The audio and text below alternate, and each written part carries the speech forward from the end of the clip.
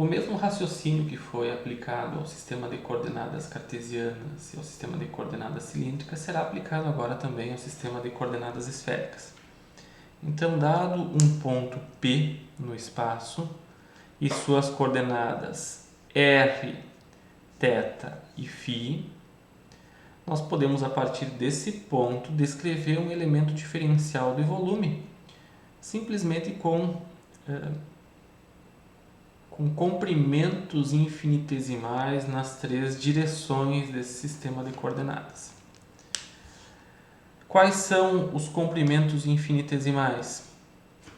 Ao longo do raio surge um dr. Então, é um simples dr.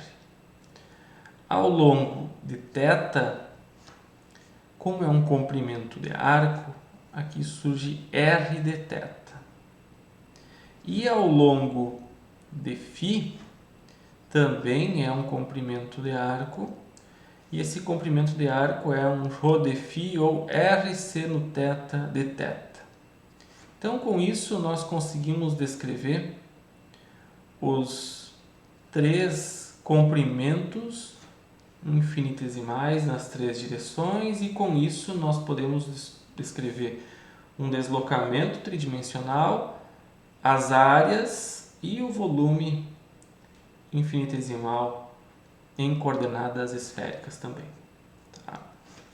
Agora, não está nessa figura, mas podemos colocar também as direções dos vetores unitários. Apontando aqui para fora dessa superfície, nós temos um vetor que é o vetor AR. Então, aqui, AR. O vetor Aθ aponta na direção do crescimento da variável θ, ou seja, aqui para baixo.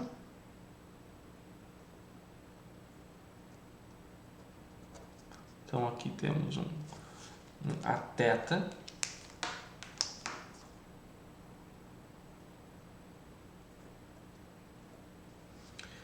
E o terceiro vetor, formando 90 graus com os outros dois, é o Aφ.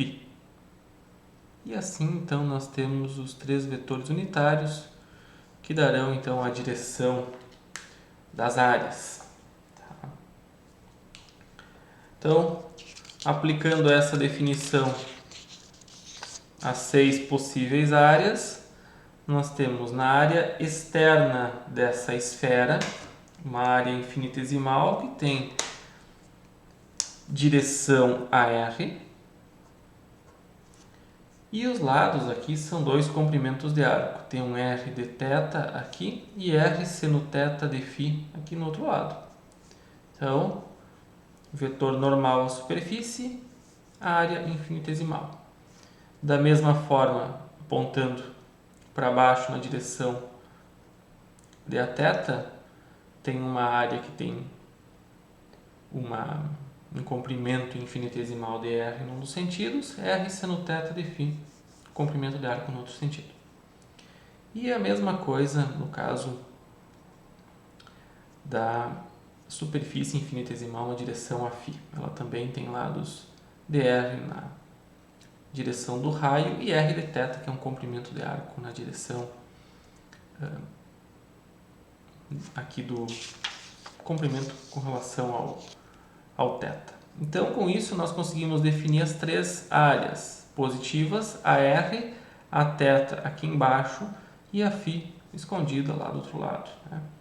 E as suas áreas negativas são as que apontam para dentro, na direção negativa de AR, aqui para cima na direção negativa de Aθ e para cá na direção negativa de Aφ. Tá? É importante que vocês tenham essa noção, essa visão tridimensional, porque a partir daí vocês não terão dificuldades na hora de resolver problemas em eletromagnetismo de descobrir, eu preciso dessa área infinitesimal, e basta então recorrer à tabela e procurar qual elemento que vai ser utilizado. Então, com base nisso, Temos também deslocamento, superfície e volume infinitesimais no sistema de coordenadas esféricas. Então, começando pelo deslocamento. Deslocamento tem sempre direção no espaço. Um deslocamento na direção do raio da esfera tem comprimento de r, comprimento infinitesimal de r.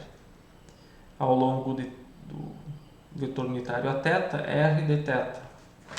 Ao longo de a φ, r seno θ de φ. Então, o deslocamento tridimensional em coordenadas esféricas pode ter essas três componentes. Tá?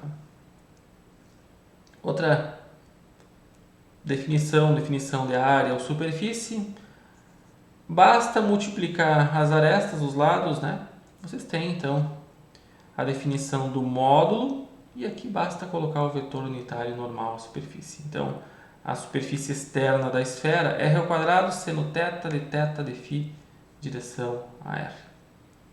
Superfície debaixo, na direção de crescimento da variável θ, r seno θ de r de φ. E na direção de crescimento da variável φ, r de r de θ, direção a φ.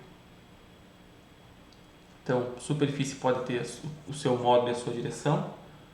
Vamos utilizar vários exemplos desses cálculos, né? Um cálculo simples, por exemplo, a área da superfície esférica.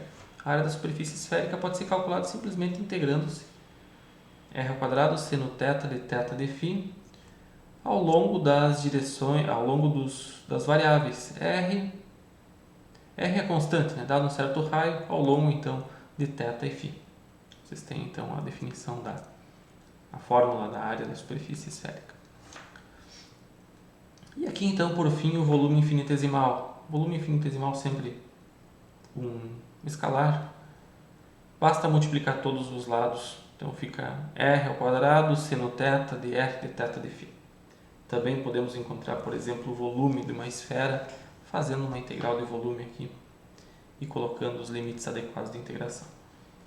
Então, com isso, encerramos a definição de o que são essas áreas, esses deslocamentos, essas áreas, esses volumes infinitesimais nos três sistemas de coordenadas e peço que vocês revisem sempre que possível essas definições porque elas são bem importantes. A partir delas, então, dessa noção espacial que vocês vão desenvolvendo com o tempo, vocês não terão dificuldades com a resolução dos problemas associados ao eletromagnetismo.